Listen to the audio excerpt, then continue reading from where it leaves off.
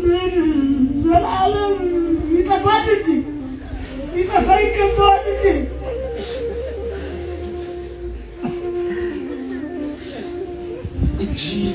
እጅግ የምንወደው የሚያሳዝነን በእውነት አንድ ልጃችን የቤተ ክርስቲያን እንቁ ልጅ በእውነት እሱ ይስበክ እንጂ እሱ ያስተምር እሱ ያሳምረው እንጂ በእውነት ዛሬ ከመካከላችን ተለይቶ እናስበዋለን። ዘላለምን በእውነት እንደ ስሙ ወደ ዘላለማዊው ሕይወት የሄደው ዘላለምን አንረሳው መቼ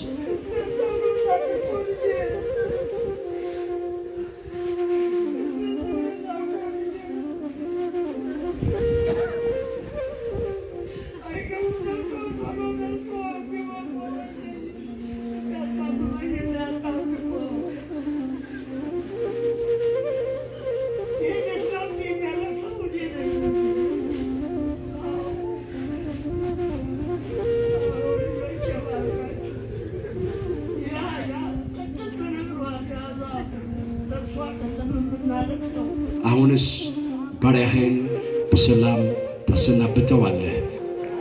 አይዟችሁ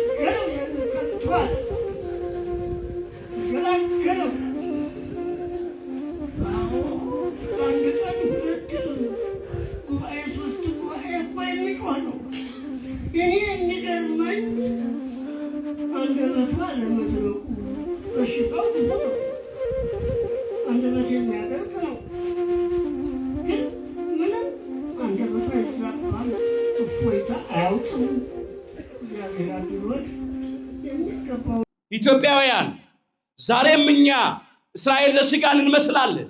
ልክ እንደ እስራኤል ዘሥጋ የምናጉረመርማለን። ከምን መጣ ዛሬ የእርስ በርስ ሰይፉ፣ ጦርነቱ፣ መበላላቱ፣ መነካከሱ፣ እልቂቱ ከየት መጣ?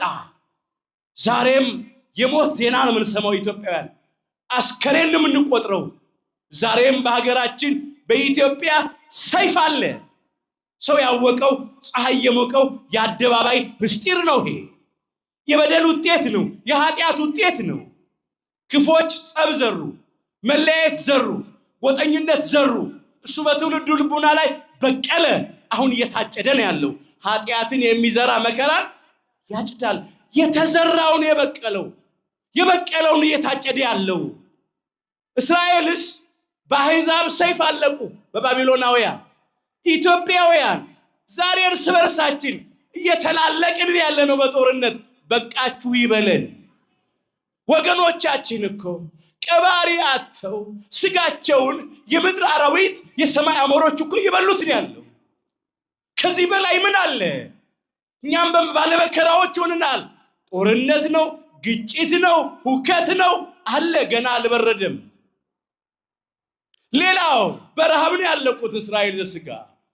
ረሃብ ነው፣ ረሃብተኞች ነን። ኑሮ ከብዶናል፣ ተወዶብናል። ዛሬ ኢትዮጵያ ምድር ላይ የረከሰው የሰው ሕይወት ነው ዋጋ ያጣው። ዕቃውማ ሸቀጡማ እየተወደደ ነው በየዕለቱ። ኑሮ ይከብዳል፣ ይወደዳል። ውድ ዋጋ የተከፈለለት የሰው ሕይወት ግን ዋጋ አጥቶ ረክሷል። እንዲሁ ነው የሚወድቀው። ረሃብ ነው አለ፣ በሽታ ነው። ብዙ ወገኖቻችን በበሽታ እያለቁ ነው። ስደት ነው። በገዛ ሀገራችን ስደተኞች ነን። መፈናቀል ነው ያለው። ወጥቶ ለመግባት ስጋት ነው፣ ድንጋጤ ነው፣ ፍርሃት፣ ጭንቀት ውስጥ ነው ያለ ነው። ምን ሰማው የምናየው ይሄንን ነው ወገኖቻችን። አንዳንድ ኢትዮጵያውያን ያልፍልናል ብለው መንገድ ላይ አልፎባቸዋል። ወይ በድንበር ጠባቂዎች ተገድለዋል፣ ወይ ባህር ውስጥ በጀልባ ተሳፍረው ሲሄዱ ሰጥመዋል። ወይም ደግሞ በረሃ ውስጥ ሚላስ የሚቀመስ አጥተው በረሃብ ደክመው በጥል ዝለው ሞተዋል። አንዳንዶች በኮንቴይነር ታሽገው ታጭቀው ሲሄዱ አየር አጥሯቸው ሞተዋል። የተረፉትም አንዳንዶች በቁማቸው አይናቸውን እያወጡ ኩላሊታቸውን እያወጡ ገድለዋቸዋል። አንዳንዶች ደግሞ በየእስር ቤቱ ይማቅቃሉ። ሀገር እያላቸው እንደሌላቸው ነው። ኢትዮጵያን የምትመስል ምድራዊ ገነት የምትባል አየሯ ራሱ ምግብ የሆነ ሀገር እያለችን ሀገር እንደሌለ አምላክ እያለ እግዚአብሔርን የሚያክል አባት እያለን እንደሌለ ሆነናል። እግዚአብሔር በቃችሁ ይበለን። ይሄንን የቆረጥነውን ተስፋችን ይቀጥልልን፣ የመከራውን ቀን ያሳጥርልን። አንዳንድ ጊዜ እኛ ምን እንላለን? ምን ነው እግዚአብሔር የት አለ? መከራችን በዛ፣ ፈተናችን በዛ፣ ችግራችን በዛ እንላለን። ምን እስክንሆን ነው የሚጠብቀው ብለን ምናማርራለን፣ ምናጉረመርማለን። እባካችሁ አናማር፣ አናጉረምርም። ለምን? ዛሬም ኢትዮጵያውያን እስቲ በሉ ያልጠፋ ነው በሉ ከእግዚአብሔር ምሕረት የተነሳ ነው፣ ርኅራኄው አያልቅምና። እኛም እኮ ያልጠፋ ነው ከእግዚአብሔር ምሕረት የተነሳ ነው። የትኛው በጎ ስራችን ነው? የትኛው የጽድቅ ስራችን ነው? በግል ሕይወታችን ምን ሰራውን ነው? ውስጥ በማህበራዊ ሕይወታችን ምን ሰራውን ነው? በቤተሰብ ምን ሰራውን? እንደ ሀገር የሰራን ያለነውን እስቲ እንይ። በጣም እኮ ብዙ ግፍ አለ፣ ብዙ በደል፣ ብዙ ኃጢአት፣ ብዙ ነውር፣ ብዙ ርኩሰት እኮ አለ። ይሄንንማ ቢቆጥር ኖሮ እግዚአብሔር ማንም በሕይወት አይኖርም ነበር። እስቲ በሉ እንደ ኃጢአታችን በሉ አላደረገብንም፣ እንደ በደላችንም አልከፈለንም። መዝሙር 102 ቁጥር 10 እንደ ኃጢአታችን ምን አላለም? አላደረገብንም፣ እንደ በደላችንም አልከፈለንም። የኃጢአታችንን ብዛት የሰውነታችንን ክፋት ተመልክቶ ቢከፍለን ኖሮ ቢፈርድብን ኖሮ እንዴት እንሆን ነበር? ዛሬም እኮ አልተመለስንም። አንዳንዶቻችን ግን እግዚአብሔር ምሕረቱን አበዛ፣ ቸርነቱን አበዛ፣ ይቅርታውን በእኛ ላይ አደረገ። ምናልባት አሁን እያዘን ነው፣ እየተከዝን ነው፣ እየተጨነቅን ነው። እስራኤልን ይጨነቁ እንደነበረ እስራኤል ግን እንደተጨነቁ አልቀሩም፣ ተመለሱ። እግዚአብሔር በምሕረቱ ተመለሰላቸው። ከሰባ ዘመን የባቢሎን የባርነት ኑሮ በኋላ አምላካችን እግዚአብሔር ከስራት ፈታቸው፣ ቀንበራቸውን ሰበረ፣ ወጥመዳቸውን በጣጠሰ፣ ሐዘናቸውን ለደስታ ልቅሷቸውን ለሳቅ ቀየረ። ከባቢሎን ወደ ኢየሩሳሌም መለሳቸው፣ ከተበተኑበት ሰበሰባቸው። ክብር ምስጋና ለአምላካችን ለእግዚአብሔር ይሁን። እንዲህ እያለ ነቢየ እግዚአብሔር ቅዱስ ኤርምያስ ያጽናናቸው ነበረ። ዛሬም እኛ በዚህ ቃል እንጽናናለን። በዚህ በሰቆቃወ ኤርምያስ ምዕራፍ 3 ከቁጥር 30 ጀምሮ የተመዘገበውን ኃይለ ቃል መመልከት ትችላላችሁ። እነሆ እንደዚህ ብሎ ያመጣዋል አምላካችን የሚያደርገውን ይቅርታና ቸርነት። ሰቆቃወ ኤርምያስ ምዕራፍ 3 ከቁጥር 31 ጀምሮ እመለከተዋለሁ። ከኔ ጋር በሉ ጌታ በሉ ለዘላለም አይጥልምና ቢያሳዝንም እንደ ምሕረቱ ብዛት ይራራልና። እንደገና በሉ እስቲ ጌታ በሉ ለዘላለም አይጥልምና ቢያሳዝንም እንደ ምሕረቱ ብዛት ይራራልና የሰውን ልጆች ከልቡ አያስጨንቅም አያሳዝንምም።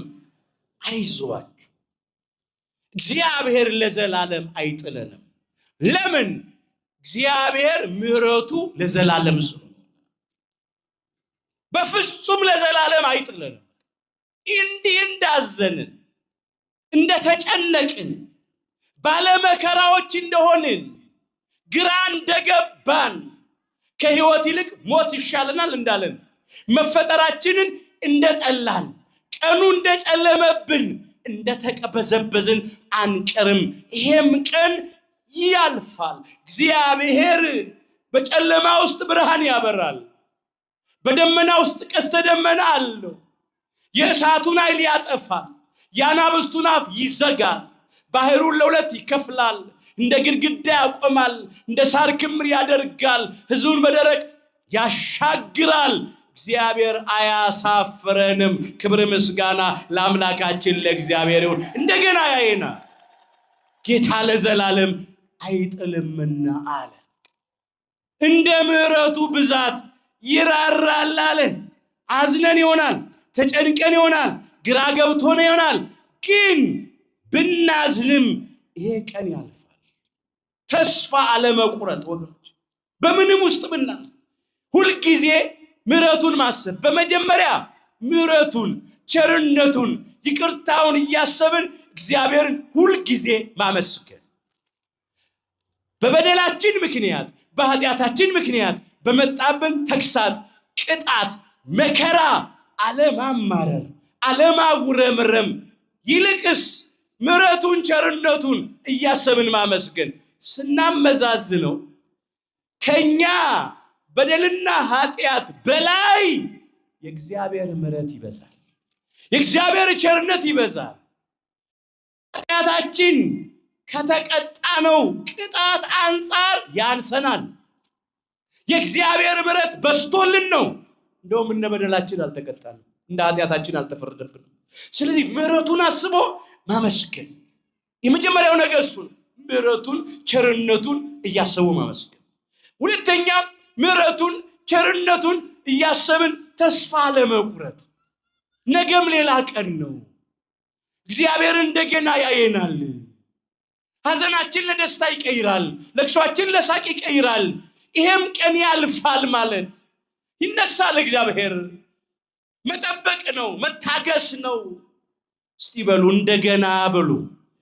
አፍህን ሳቅ ይሞላዋል፣ ከንፈሮችንም እልልታ ይሞላዋል። መጽሐፈ ኢዮብ ምዕራፍ 8 ቁጥር 21 እስራኤል እንደገና አፋቸው ሳቅ ተሞላ፣ ከንፈሮቻቸው በእልልታ ተሞላ። እግዚአብሔርን ስለ ምሕረቱ ብዛት አመሰገኑት።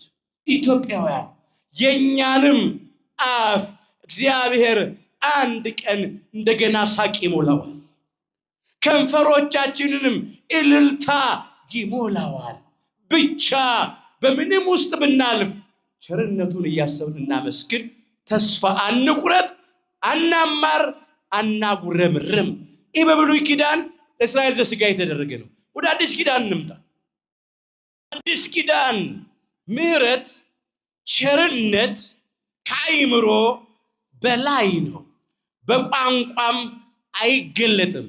ነቢዩ ሚክያስ የተናገረውን ቃል እናንሳ፣ ርዕስ አድርገን የተነሳንበት ክፍል ማለት በደልን ይቅር የሚል አለ።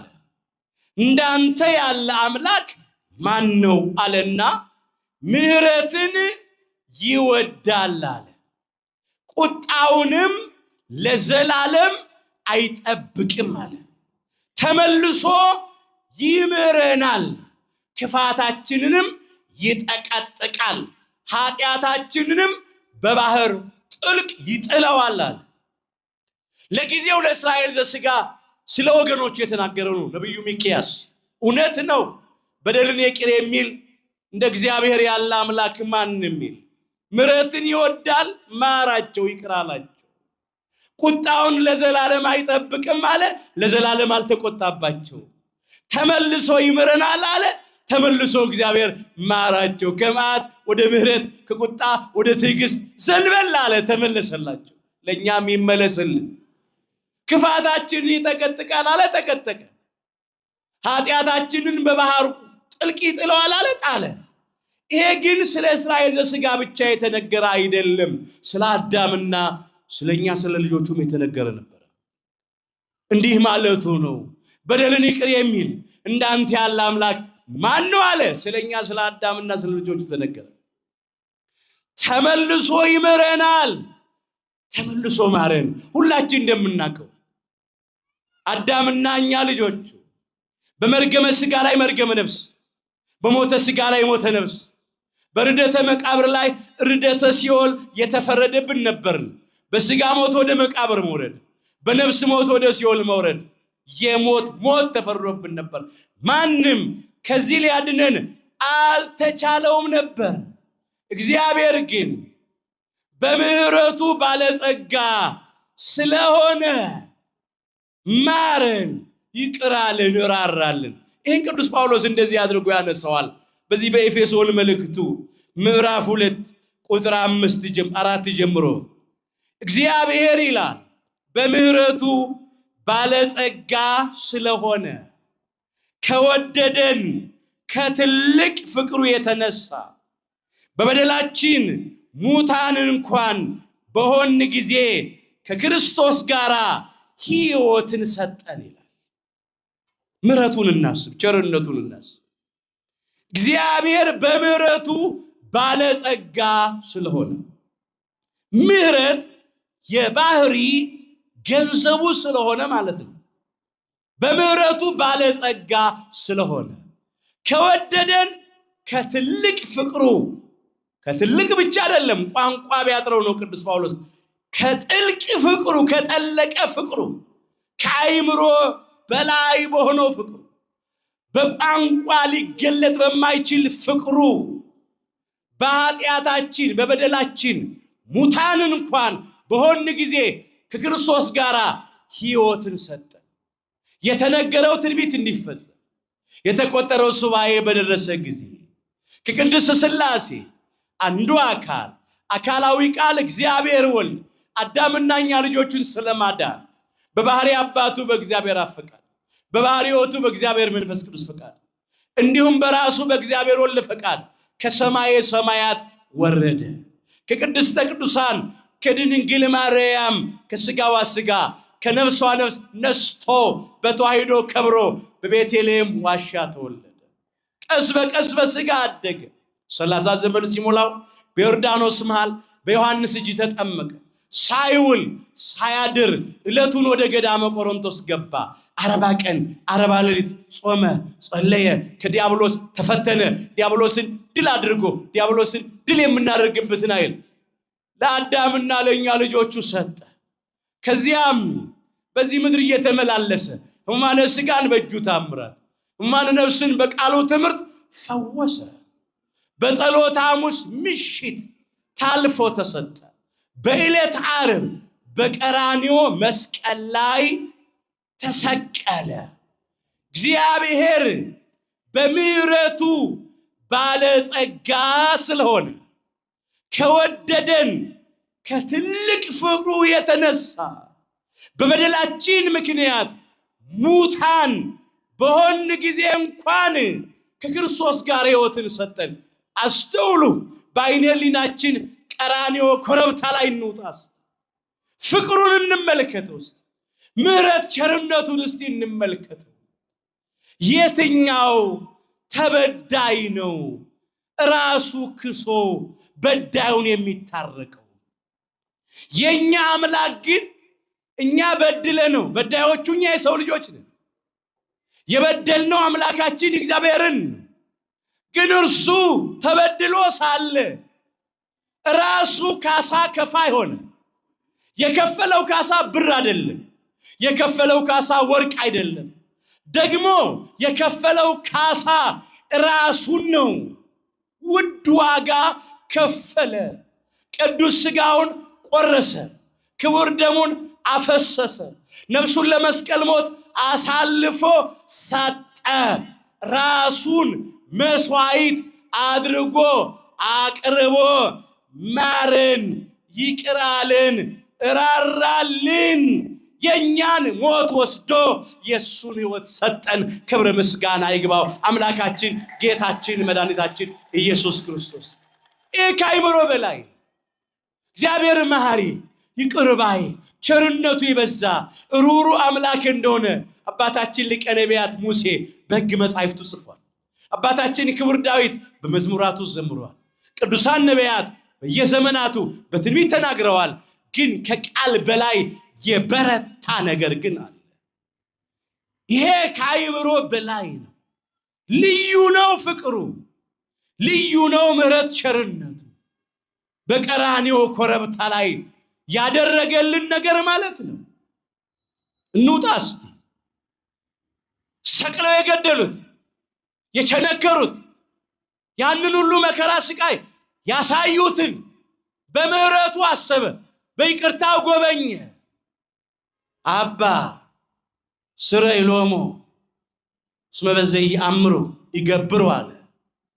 አባት ሆይ የሚያደርጉትን አያውቁምና ይቅር በላቸው።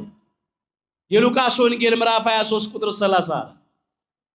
አምላካችን ጌታችን መድኃኒታችን ኢየሱስ ክርስቶስ ራሱ መሐሪ አምላክ ነው፣ ይቅር ባይ አምላክ ነው። ከባህሪ አባቱ ከእግዚአብሔር ከባህሪዎቱ ከእግዚአብሔር መንፈስ ቅዱስ ጋር የተካከለ አንድ አምላክ ነው። ለምንድን ነው አባት ሆይ የሚያደርጉትን አያውቁምና ይቅር በላቸው ያለው ቢሉ በመጀመሪያ በቃል የተናገረውን በተግባር ሊፈጽም ምን ብሎ ነበር አምላካችን ኢየሱስ ክርስቶስ? ጠላቶቻችሁን ውደዱ፣ የሚረግሟችሁን መርቁ፣ የሚሰድቧችሁን ባርኩ፣ ስለሚያሳድዷችሁ ጸልዩ፣ ክፉ ለሚያደርጉባችሁ መልካም አድርጉ ብሏል በማቴዎስ ወንጌል ምዕራፍ 5 ቁጥር 43 ጀምሮ። ይሄንን በቃሉ የተናገረውን በተግባር ፈጸመ። እስከ መስቀል ሞት ድረስ ላሳደዱት ጸለየ፣ ለመነ። ይሄን ለመፈጸም ሌላው ለአብነት አርአያ ሊሆነን ምሳሌ ሲሰጠን ከእኔ ተማሩ ነው ያለው በማቴዎስ ወንጌል ምዕራፍ 11 ቁጥር 29 ላይ። ከሱ ከተማርናቸው ከምንማራቸው ነገሮች መካከል አንዱ ይቅር ባይነት ነው። ክፉ ላደረጉብን መልካም ማድረግ፣ ጠላቶቻችንን መውደድ፣ የሚረግሙንን መመረቅ፣ ስለሚያሳድዱን መጸለይ። አስተውሉ። እስከ መስቀል ሞት ድረስ ያሳደዱትን አባት ሆይ የሚያደርጉትን አያውቁምና ምን በላቸው ይቅር በላቸዋል፣ እናንተም እንዲያድርጉ ለማለት ይህንን ያሳየን። ዛሬ በዓለ ሲመቱን ምናስብለት ምናከብረው ሊቀ ዲያቆናት ቀዳሜ ሰማዕት ቅዱስ እስጢፋኖስ ቅዱስ ወንጌል ስለሰበከ ታምራት ስላደረገ እንደ ክፉ አድራጊ ተቆጥሮ በድንጋይ ሲወገር ስጋው እየተቆረሰ ደሙ እየፈሰሰ አጥንቱ እየተከሰከሰ ለገዳዮቹ ምሕረት ለመነ። ጌታ ሆይ ኃጢአታቸውን አትቁጠርባቸው አለ በሐዋርያት ሥራ ምዕራፍ 7 ቁጥር 60 ላይ። ይሄንን ያደረገው እንዲያድርጉ ለማለት እኮ ነው እንጂ ራሱ ይቅር ባይ አምላክ ነው። እነኛን ክፎቹን ሰቅለው የገደሉትን ማራቸው፣ ይቅር አላቸው። ታዲያ እንዲህ አድርጎ ምሕረት የሚያደርግ ይቅርታ የሚሰጥ ማን አለ? ሰምታችሁ ታውቃላችሁ? አይታችሁ ታውቃላችሁ? ሰው ክፉ የሚያደርግበትን የሚበድለውን ሊበቀለው ምቹ ጊዜ ይፈልጋል እንጂ እንዴት አድርጎ ምሕረት ያደርግለታል? እንዴትስ አድርጎ ይሞትለታል? ገና ኃጢአተኞች ሳለን አለ ክርስቶስ ስለኛ ሞቷልና እግዚአብሔር ለኛ ያለውን የራሱን ፍቅር ያስረዳል አለ ቅዱስ ጳውሎስ እዚህ በሮሜ መልእክቱ ምዕራፍ 5 ቁጥር 8 ላይ። ገና ኃጢአተኞች በደለኞች ሳለን እኮ ነው ክርስቶስ ስለኛ በዕፀ መስቀል ላይ ተሰቅሎ በስጋ ሞቷልና እግዚአብሔር ለኛ ያለውን የራሱን ፍቅር ያስረዳል። ፍቅር ከሚገለጥበት መገለጫዎች መካከል አንዱ ስጦታ ነው። የኛ አምላክ ደግሞ ለኛ ለኃጢአተኞቹ ለኛ ለጠላቶቹ ራሱን ነው አሳልፎ የሰጠው። ውድ ስጦታ፣ የመጨረሻ ስጦታ፣ መተኪያና መለኪያ የሌለው ስጦታ ለኃጢአተኞቹ ለኛ ሰጠን። እስቲ በሉ ጠላቶቹ ሳለን በሉ በልጁ ሞት ከእግዚአብሔር ጋር ታረቀን። ሮሜ 5 ቁጥር 10 ላይ ተመዝግቧል። በደንብ አድርጋችሁ እስቲ እግዚአብሔርን አመስግኑ። ጠላቶቹ ሳል ገና ጠላቶቹ ሳል በልጁ ሞት ከእግዚአብሔር ጋር ታረቀ። እግዚአብሔር ወልድ ኢየሱስ ክርስቶስ ከባህሪ አባቱ ከእግዚአብሔር አብ ጋር ከባህሪ ሕይወቱ ከእግዚአብሔር መንፈስ ቅዱስ ጋር ከራሱም ጋር ታረቀን፣ አስታረቀን። ጠላቶቹ ሳል ይሄ ነው እግዚአብሔር በምህረቱ ባለጸጋ ስለሆነ ከወደደን ከትልቅ ፍቅሩ የተነሳ በበደላችን ሙታን በሆን ጊዜ እንኳን ከክርስቶስ ጋር ሕይወትን ሰጠን ያለው ቅዱስ ጳውሎስ ይሄንን ሰጠን፣ ይሄን አደረገልን። ስለዚህ ነብዩ ሚክያስ የተናገረው ቃል ተፈጸመ፣ በደልን ይቅር የሚል እንዳንተ ያለ አምላክ ማን ነው አለ። ራሳችን ነው። ተመልሶ ይምረናል አለ። ተመልሶ ማረን። ምህረትን ይወዳል አለ። አሁን ምህረትን የሚወድ መሐሪ ይቅር ባይ አምላክ ስለሆነ ቁጣውን ለዘላለም አይጠብቅም። ለ5500 ዘመን በመከራው ውስጥ ነበር፣ ግን ለዘላለም በሲኦል በጨለማ ቤት ኑሩ አላለም። ለዲያብሎስና ለሰራዊቱ ስትገዙ ኑሩ አላለም። ቁጣውን ለዘላለም አይጠብቅም። ተመልሶ ይምረናል። ተመልሶ ማረን። ክፋታችንን ይጠቀጥቃል አለ። ጠቀጠቀው፣ ከእግራችን በታች ጣለው። ኃጢአታችንንም በባህሩ ጥልቅ ይጥለዋል አለ። ኃጢአታችንን በጥልቁ በሲኦል ባህር ጣለልን። ጠላታችን ዲያብሎስንና ሰራዊቱን ከመንገዳችን ላይ በመስቀሉ ጠርቆ አስወገደልን። የአመፃ መዝገብ ተገልብጧል። የሞት መውጊያ ተሰብሯል። አዳምና እኛ ልጆቹን አምላካችን ጌታችን መድኃኒታችን ኢየሱስ ክርስቶስ በምህረቱ ከሲኦል ወደ ገነት ከጨለማ ወደሚደነቅ ብርሃን አሻግሮናል። ክብር ምስጋና ይግባው። ይሄንን አድርጎልናል። ስለዚህ ምህረቱን እናስ አሁን ከቅዱስ ያሬድ ጋር እንድንበላ ምንድን ነበር ያለው? ወመኑ መሐሪ ዘከማከ፣ እንዳንተ ያለ መሐሪ ማን ነው? እኛም እንድንበል እንዳንተ ያለ መሐሪ ማን ነው እንበለው። ከሰማየ ሰማያት የወረድክልን ከቅድስተ ቅዱሳን ከድንግል ማርያም የተወለድክልን በዚህ ምድር እየተመላለስክ ሕሙማነ ሥጋን በእጅ ታምራት ሕሙማነ ነፍስን በቃል ትምህርት የፈወስክ እንዳንተ ያለ መሐሪ ማን ነው እንበለው። ስለኛ ስትል በጸሎተ ሐሙስ ምሽት ታልፈ የተሰጠ 13ቱን ሕማማተ መስቀል የተቀበልክ እየቆሰልክ የፈወስከን እየተቸነከርክ ከችንካር ያላቀቅከን እርቃንህን ውለህ ጸጋህን ያለበስከን ሐሞትና ከርቤ መራራውን ቀምሰህ ጣፋጩን ያጠጣህን የሾህ አክሊል ተደፍቶብህ የሕይወት አክሊል ያቀዳጅህን እየተዋረድክ ያከበልከን መከራ እየተቀበልክ ያዳንከን እንዳንተ ያለ መሐሪ ማን ነው እንበለው። ማንም የለም እንደሱ ያለ መሐሪ። ለባህሪ ሞትም አይስማማ አምላክ በስጋ ሞተህ የኛን ሞት ወስደህ ያንተን ሕይወት ለኛ የሰጠህን እንዳንተ ያለ መሐሪ ማን ነው እንበለው።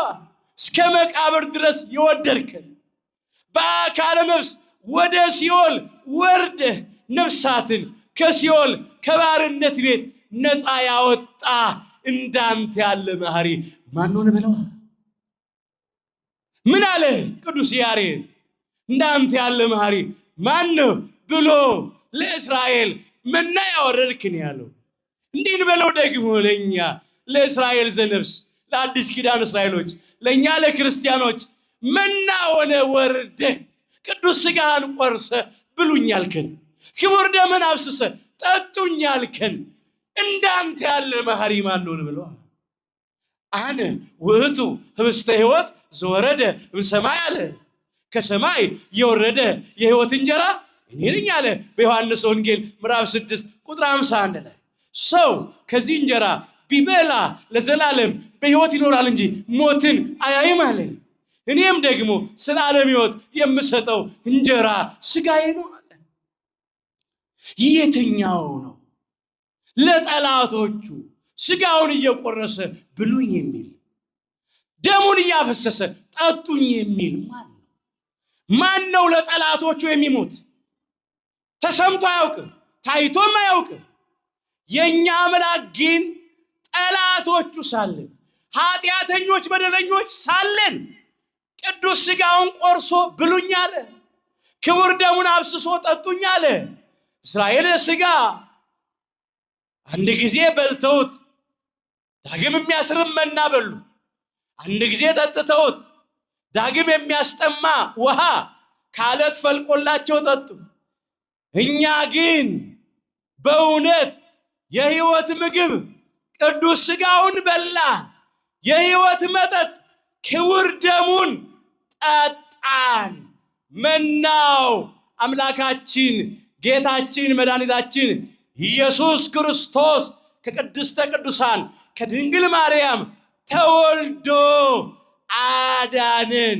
ቅድስተ ቅዱሳን ድንግል ማርያም ወላዲተ አምላክ የሕይወትን ምግብ የሕይወትን መጠጥ ወልዳ ሰጠችን። ስለዚህ እንዲህ እንላታለን፣ ኦ ማርያም በእንተዝህ ናፈቅረኪ ወናበየኪ እስመ ወለድኪ ለነ መብላ ጽድቅ ዘበአማን ወስቴ ሕይወት ዘበአማን እንላታለን።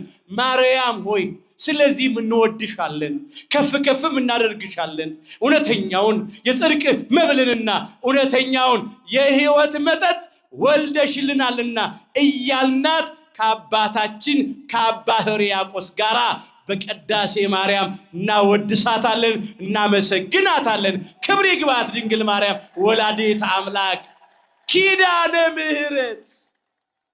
በእርሷ ምክንያት ዓለሙን አዳነ። ምክንያት ድኂን ናት።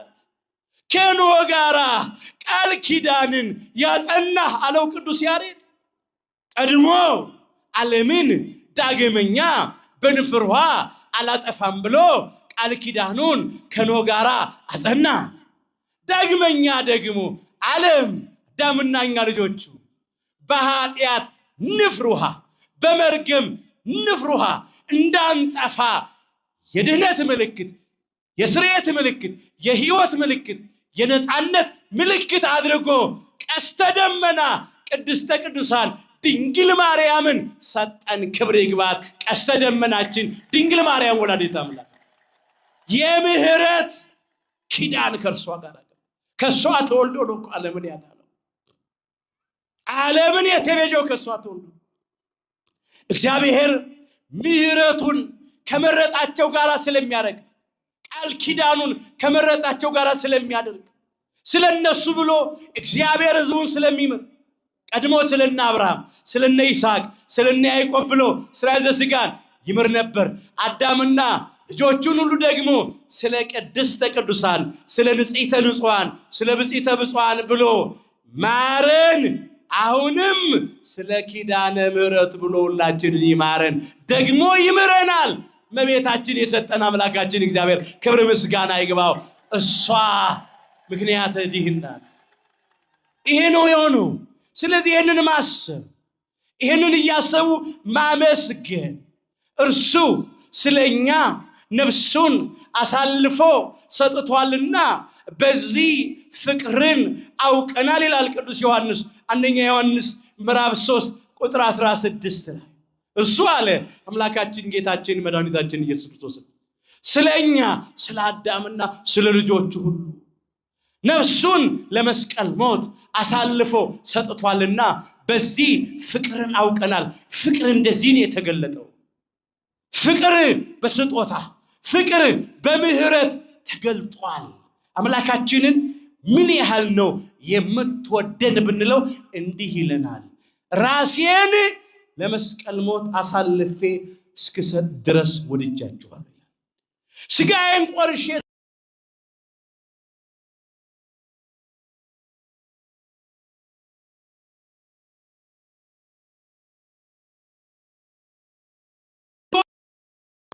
ዛሬም ምህረትን ይወዳል። ቁጣውን ለዘላለም አይጠብቅም። ተመልሶ ይምረናል። በእውነት እንዳንተ ያለ መሐሪ ማን ነው? በደልን ይቅር የሚል እንዳንተ ያለ አምላክ ማን ነው ማለት ይሄ ነው። ሰይጣን ኃጢአትን ካሰራን በኋላ በደል እንድናደርግ ከገፋፋን በኋላ ከባበለን ካታለን በኋላ ደግሞ ተስፋ ያስቆርጠናል። ግን ተስፋ አንቁረጥ። በምንም ውስጥ ብናል ተስፋ አንቁረጥ። ዛሬስ ቢሆን የእግዚአብሔር ምሕረት እኮ በእያንዳንዳችን ላይ እኮ ተደርጓል። እስቲ በግል ሕይወታችን እንመልከት። ጨለማ ተገን አድርገን ደጃፍ ዘግተን ሰው አየን አላየን ብለን የበደልነው በደል የሰራነው ኃጢአት ብዙ ነው። እግዚአብሔር ግን መቼ በደላችንን ቆጠረ? እስቲ በሉ ከኔ ጋር አቤቱ በሉ። ኃጢአትንስ ብትጠባበቅ ኖሮ እፊትህ ማን ይቆም ነበር? ይቅርታ ካንተ ዘንድ ነው። መዝሙር 129 ቁጥር 3 የእያንዳንዳችንን በደል የእያንዳንዳችንን ኃጢአት አምላካችን እግዚአብሔር ቢቆጣጠር ቢያስብ ኖሮ እፊቱ ማን ይቆማል? እፊት ማን ይቆም ነበር? በቃል ኪዳኑ ታቦት ፊት ለፊት በመሰዊያ ፊት ለፊት ማን ይቆም ነበር ነው። ሌላው ፊት ማን ይቆም ነበር? በምድር ላይ በሕይወተ ሥጋ ማን መኖር ይችል ነበር? ትላንትና የት ነው የዋልነው? የት ነው ያደርነው? ዛሬስ እዚህ እስከምንመጣ ድረስ ምን ስንሰራ ቆየን? እንመርመር እስቲ ሕይወታችን ፈትን ውስጥ ወይ በገቢር በድርጊት በስራ በድለናል፣ ወይ በነቢይ በቃል ክፉ እየተናገርን በድለናል፣ ወይም በሐሌዮ ክፉ ሐሳብ እያሰብን ክፉ ነገር እየተመኘን በድለናል። ግን አምላካችን ማረን፣ ይቅር አለን፣ በይቅርታው አለፈን፣ በምሕረቱ መጋረጃ ጋረደን፣ በክንፈ ረድኤቱ ከለለን፣ መተላለፋችንን ተመልክቶ አላጠፋንም። ማንም ሰው አልበደልኩም ማለት አይችልም። መጽሐፍ ምን ይላል? ልቤን አነጻው ከኃጢአትም ጠራው የሚል ማን ነው ይላል መጽሐፍ ምሳሌ ምዕራፍ 20 ቁጥር 9 ላይ። ከኛ መካከል ልቤ ንጹህ ነው አልበደልኩም ኃጢአት አልሰራውም የሚል ሰው የለም። ምን ይላሉ አበው? ከሰው ስተት ከብረት ዝገት አይጠፋም ይላል። ሰው ሆኖ ማያብስ እንጨት ሆኖ የማይጤስ የለም ይላል። እያንዳንዳችን የበደሉ አይነትና መጠን ይለያይ ይሆናል እንጂ ያልበደለ ሰው የለም። ኃጢአት የለብንም ብንል ራሳችንን እናስታለን ብሏል ቅዱስ ዮሐንስም እዚህ አንደኛ ዮሐንስ ምዕራፍ 1 ቁጥር 8 ላይ ኃጢአት የለብንም ብንል ራሳችንን እናስታለን እውነትም በእኛ ውስጥ የለም ነው። ማንም ሰው ኃጢአት የለብኝም ማለት አይችልም። ዛሬም አምላካችን በምህረቱ እያለፈን ቸርነቱን እያበዛልን ወደ ቤተ መቅደሱ እንኳን የገባ ነው እኮ በምህረቱ።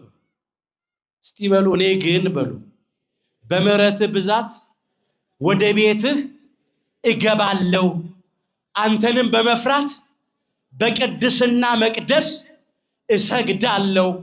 መዝሙር 5 ቁጥር 7 ወደ እግዚአብሔር ቤት የገባ ነው በእግዚአብሔር ምህረት ብዛት ነው። ቸርነቱን ስላደረገልን ነው። ባለጸጎቹ በብዙ ገንዘባችን አይደለም፣ ባለስልጣኖቹ በስልጣናችን አይደለም፣ ባለ 2 እና ባለ 3 ዲግሪዎቹ በጥበባችን በእውቀታችን አይደለም፣ ዝነኞቹ ስመጥሮቹ ታዋቂዎቹ በዝናችን አይደለም፣ ወይም ደግሞ በጽድቃችን በቅድስናችን በብቃታችን አይደለም። እግዚአብሔር ቤት ያስገባን ምህረቱ ነው። እኔንም ቆሞ እዚህ የሚያናገረኝ እግዚአብሔር ቸርነት፣ እናንተንም ቁጭ ብላችሁ ወንጌሉ እንድትሰሙ የሚያደርግ የእግዚአብሔር ምህረት ቸርነት ነው። የምንዘምረው ገብተን ተንሱ ጸልዩ እያልን የምንቀድሰው የምናስቀድሰው እግዚአብሔር ምህረቱን ስላበዛ ነው። እንግዲያውማ ኃጢአታችንንማ ቢቆጥር ኖሮ በደላችንንማ ቢያስብብን ኖሮ ወይም ገልጦ ግንባራችን ላይ ጽፎ ቢያስነብብብን ኖሮ ማን ይቆም ነበር? ከበዓት ያበሳ መድኃኔ ዓለም ኢየሱስ ክርስቶስ ልብስ በአካል ያለውን ነውር ቁስል እንደሚሸፍን ነውር ኃጢአታችንን ሸፈነ። ኃጢአተኞች ሳለን እንደ ጻድቃን፣ ርኩሳን ሳለን እንደ ቅዱሳን ሸልሞ ሸፍኖ አቆመን፣ ገመና ከታች አይደለ? ክብር ምስጋና ይግባው። ገመናችንን ከተተ። ሰዎች እኮ ያልሰራነውን ኃጢአት ሰሩ ብለው ስማችን ያጠፋሉ። ስም ያወጡልናል። ያለ ጥፋታችን ያለ በደላችን ይኮንኑናል። የኛ አምላክ ግን በድለን ኃጢአት ሰርተን ሳለን እንኳን እንዳልበደልን አድርጎ በምህረቱ አልፎ ሸፍኖ አቆመ።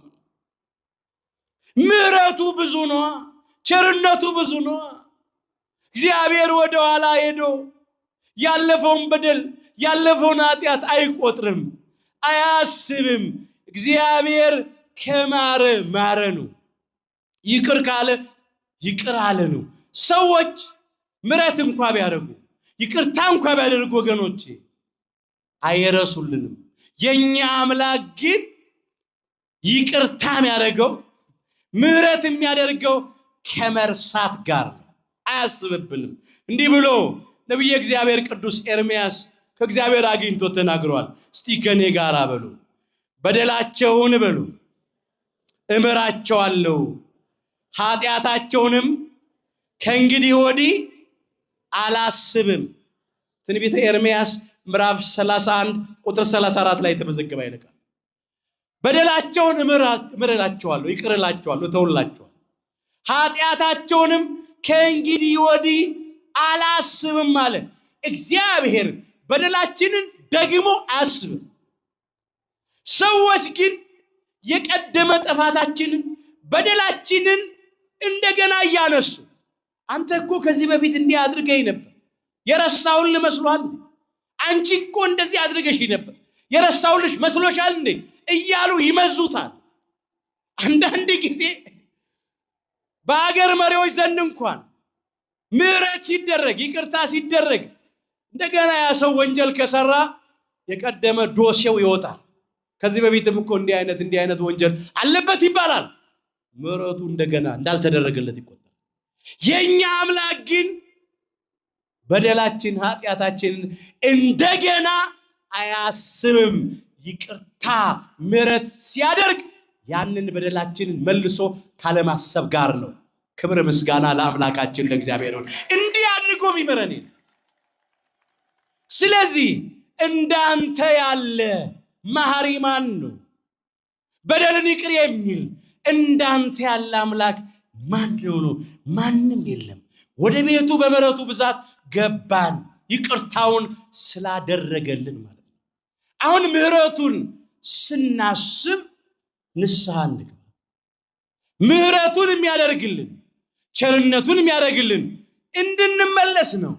የወደቅን እንድንነሳ፣ የረከስን እንድንቀደስ ነው። እንዲህ ተብሎ ተጽፏል።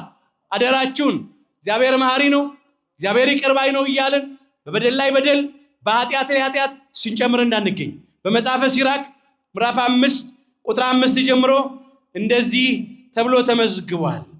የእግዚአብሔርን ቸርነትና ምህረት አንስቶ ተናግሮታል። ስለ ኃጢአት ንስሐ መግባትን አትፍራ ይላል። የእግዚአብሔር ቸርነቱ ብዙ ነው እያልክ በኃጢአት ላይ ኃጢአትን አትስራ። ቸርነትም መቅሰፍትም ከእርሱ ዘንድ ይመጣልና መቅሰፍቱ በኃጢአተኛ ሰው ላይ ይመጣል ነው የሚለው። እግዚአብሔር ቸርነቱ ብዙ ነው እያልክ በኃጢአት ላይ ኃጢአት አትስራ። ስለ ኃጢአታችን ንስሐ እንግባ። አንዳንዶቻችን ደፋሮች ምን እንላለን? በበደል ላይ በደል በኃጢአት ላይ ኃጢአት እየጨመር አይ እግዚአብሔር እኮ እንደ ሰው አይደለም፣ እርሱ እኮ መሐሪ ነው፣ እርሱ እኮ ይቅር ባይ ነው፣ እርሱ እኮ ቸር ነው ምንል ሰዎች አለን። በፍጹም የእግዚአብሔር ቸርነቱ ወደ ንስሐ እንድንቀርብ ነው እንጂ በደልን ኃጢአትን ሙጥኝ ብለን ከዚያ ጋር ተጣብቀን እንድንኖር አይደል። በፍጹም ምህረት ቸርነት የባህሪ ገንዘቡ እንደሆነ እግዚአብሔር ፈራጅም አምላክ ነው፣ እውነተኛ ዳኛም ነው። ምህረት ከፍትህ ጋር ነው። አንዳንዶች ፍርዱን እንዘነጋለን። ቸርነትም መቅሰፍትም ከእርሱ ዘንድ ይመጣል። ቸርነት ምህረቱ ንስሐ ለሚገቡ ሰዎች ይደረጋል። መቅሰፍቱ ንስሐ ለማይገቡ ለማይመለሱ በራሳቸው ላይ ለጨከኑ ሰዎች ይመጣባቸዋል። ስለዚህ እግዚአብሔር ቸር ነው እያልን በበደል ላይ በደል በኃጢአት ላይ ኃጢአት አንጨምር። ይልቅስ የተደረገልን ቸርነት እያሰብን ንስሐ እንግባ፣ እንመለስ። ከየትኛውም አይነት ኃጢአት እንምጣ። ጣዖት አምላኪዎች እንኖራለን፣ እንምጣ። ዘማውያን ሴሰኞች እንኖራለን፣ እንምጣ። ፍርድ የምናጓድል፣ ድሃ የምንበድል፣ ጉቦ የምንቀበል ጉቦኞች እንሆናለን፣ እንምጣ። ሰካራሞች እንኖራለን፣ እንምጣ። ጎጠኞች፣ ቂም በቀለኞች እንኖራለን። በሲጋራ በጫት በአሽሽ ሱስ ውስጥ ያለን የረከስናለን፣ እንምጣ። ከየትኛውም በደል ከየትኛውም ኃጢአት እንምጣ። የእግዚአብሔር የምሕረት እጆቹ እንደተዘረጉ ናቸው። የዛሬውን ንስሐ ይቀበላል። የዛሬውን እንባ ይመለከታል። የዛሬውን ጩኸት ያደምጣል። ከተመለስ ይመለሳል። ወደኔ የሚመጣውን ሁሉ ከቶ ወደ ውጪ አላወጣውም ብሏል። በዚህ በዮሐንስ ወንጌል ምዕራፍ 6 ቁጥር 37 ላይ ብዙዎች ከአምልኮተ ጣዖት መጡ፣ ተቀበላቸው አምላካችን ጌታችን መድኃኒታችን ኢየሱስ ክርስቶስ። ከዝሙት መጡ፣ ቀደሳቸው። ከሌብነት መጡ፣ ከሰካራምነት መጡ፣ ከነፍሰ ገዳይነት ከውንብድና ሕይወት ተመለሱ፣ ተቀበላቸው። እኛንም ዛሬ ይቀበልናል። አሁን እግዚአብሔር መሐሪ ነው፣ ይቅር ባይ ነው፣ ቸር ነው፣ ሩሩ ነው ስንል ምሕረቱ ቸርነቱ ንስሐ እንድንገባ ነው። ወደ እግዚአብሔር መንግስትም የምንገባው በምሕረቱ ብዛት ነው። ወደ ቤተ መቅደሱ ብቻ አይደለም በምሕረቱ የምንገባው፣ ወደ መንግስቱም የምንገባው በምሕረቱ ነው። አምላካችን እግዚአብሔር በምሕረቱ ብዛት በቸርነቱ ብዛት ሁላችንንም ለመንግስቱ ክብር ያብቃን። አዎ የሱ ምሕረት ነው። የኛ ብቃት የኛ ቅድስና የኛ ንጽህና አይደለም። በዚህ በያዕቆብ ወንድም በይሁዳ መልእክት አንድ ምዕራፍ ብቻ ነው ያለው። ቁጥር 21 ላይ እንደዚህ ተብሎ ተመዝግቧል። የሱን ምሕረት ያነሳል። እንዲህ ብሎ ነው የሚገልጠው። እስቲ በሉ ወደ ዘላለም ሕይወት በሉ የሚወስደውን የጌታችንን የኢየሱስ ክርስቶስን ምሕረት ስትጠባበቁ በእግዚአብሔር ፍቅር ራሳችሁን ጠብቁ። በፍቅሩ እንድንጠበቅ እግዚአብሔር ይጠብቀን። ወደ ጌታችን ወደ መድኃኒታችን ወደ ኢየሱስ ክርስቶስ የዘላለም ሕይወት የሚወስደውን የጌታችንን ምሕረት ስትጠባበቁ አለ። ምሕረቱን እንጠባበቃለን፣ ቸርነቱን ተስፋ እናደርጋለን። ይህን ጊዜ ራሳችሁን በእግዚአብሔር ፍቅር ጠብቁ። እባካችሁ ውለታውን እናስብ፣ ቸርነቱን እናስብ። መቼስ ማንም ሰው ቢሆን ባለውለታውን ማሳዘን አይፈልግም። የዋሉልንን በጎ ያደረጉልንን በመከራችን በጭንቃችን ጊዜ የደረሱልንን ሰዎች ማሳዘን ማስከፋት አንፈልግም። እግዚአብሔር አምላካችንን ማየቱን ያህል አሁን አንዳንዶቻችን እኮ ከፈቃዱ ወጥተን የምንበድለው ከእግዚአብሔር በላይ በሕይወታችን ውስጥ የምንወደው ሌላ ነገር ስላለ እኮ ለጸሎት ስንቆም እንዲህ ነው በለው፣ ፍቅርህ ልቤን ያሸንፈው ነው በለው፣ ፍቅርህ ልቤን ይግዛው ነው በለው። ለእግዚአብሔር ፍቅር የተሸነፈ ልብ ማንም አያሸንፈው። ጠላት ዲያብሎስና ሰራዊቱ አያሸንፈው። ለእግዚአብሔር ፍቅር የሚገዛ ልብ ማንም አይገዛው። የገንዘብ ፍቅር አይገዛው። የተቃራኒ ጾታ ፍቅር አይገዛው። የዚህ ምድር ክብርና የስጋዊ ጥቅም ፍቅር አይገዛውም። አሁን ችግሩ ምንድነው መሰላችሁ? አንዳንዶቻችን በህይወታችን ውስጥ ከእግዚአብሔር በላይ የምንወደው ነገር አለ። ስለዚህ ነው የተሸነፍነው። ለዚህ ነው በእግዚአብሔር ፍቅር ራሳችሁን ጠብቁ። ምሕረቱን ስናስብ ቸርነቱን ተስፋ አድርገን ስንጠባበቅ መንግስቱን በምህረቱ ብዛት በቸርነቱ ብዛት እንወርሳለን ብለን ስንል ምን ማለት? በፍቅሩ መኖር። እግዚአብሔር ሁላችንን በፍቅሩ ያኖረን። ሁልጊዜ የምንዘምረው መዝሙር ነው። እሱን እናንሳና ይበቃናል። ምንድነው ምንለው? እንደ ቸርነት የሚለውን መዝሙር እንዘምራለን አይደል? ከክቡር ዳዊት ጋር አብረን እንዘምረው እስቲ። አቤቱ እንደ ቸርነት መጠን ማረኝ። እንደምን መጠን? እንደ ቸርነት መጠን፣ እንደ ምሕረትም ብዛት መተላለፌን ደምስስ፣ ከበደሌም ፈጽሞ እጠበኝ፣ ከኃጢአቴም አንጻኝ እያለ ነው የዘመረው መዝሙር 50 ቁጥር 1 ጀምሮ። ቸርነቱን ያሰብ ከቤርሳቤ ደርሶ በዝሙት ሲረክስ ኦሪዮንን አስገድሎ እጆቹ በንጹህ ሰው ደም ሲታጠቡ ያን ጊዜ ምሕረቱን አስቦ ማረኛል፣ ይቅር አለኛል። በእውነት እግዚአብሔርም ክቡር ዳዊትን ማረው፣ ይቅር አለው። እንባውን ስለበደሉ አነባ፣ አፈሰሰ። እግዚአብሔርም ከኃጢአቱ ከበደሉ አጠበው። በምንም አይነት ኃጢአትና በደል ውስጥ ብንኖር ተስፋ አንቁረጥ። እግዚአብሔር አይምረኝም፣ እግዚአብሔር ትቶኛል፣ እግዚአብሔር ጨክኖብኛል አንበል። በእውነት ይምረናል።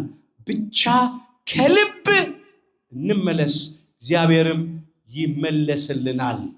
በደልን ይቅር የሚል እንዳንተ ያለ አምላክ ማን ነው? ትንቢተ ሚክያስ ምዕራፍ 7 ቁጥር 18 አምላካችን እግዚአብሔር ሁላችንን በምህረቱ ይማረን፣ በይቅርታው ይቅር ይበለን። ሁላችንም ከውድቀታችን ተነስተን ከርኩሰታችን ተቀድሰን ወደ አባቶቻችን ወደ ካህናት ቀርበን ኃጢአታችን ሁሉ ተናዘን ቅዱስ ሥጋውን በልተን ክቡር ደሙን ጠጥተን መንግስቱን እንድንወርስ ስሙን እንድንቀድስ ኃያሉ እግዚአብሔር አምላካችን ይርዳን። እግዚአብሔር አምላካችን በቸርነቱ የሁላችንንም መጨረሻችንን ያሳምርልን። ይቆየን።